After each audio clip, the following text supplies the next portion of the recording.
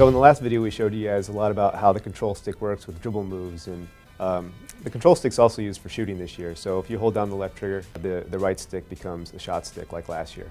There's an option to flip that, but we really encourage all you guys just to try out the control stick the way that it's set up default in the game right now. Once you master it, it really is just a way better way to play the game. On offense, when you're getting crowded, you can push the control stick away from the defender if you wanted to protect that ball. Same thing Kobe would do in real life.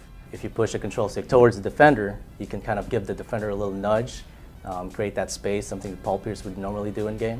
There's a bunch of things that people really didn't like with 2K12. Speed was one thing.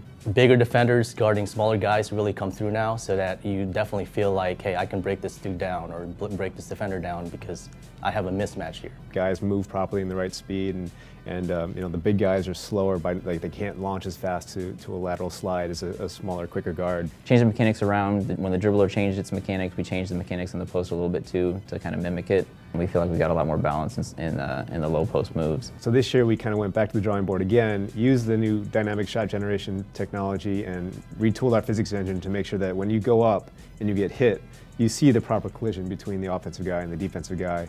And the cool thing about it is when you get into the air or as you're landing, you'll always see something different when you attack the basket. So you'll see guys, you know, go up strong.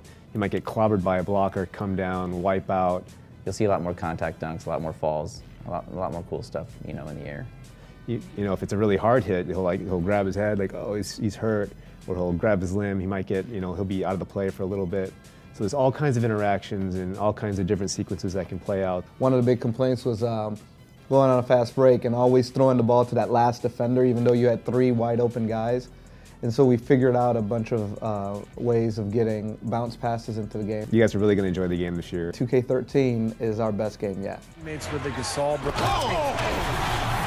Call it game time and bang time.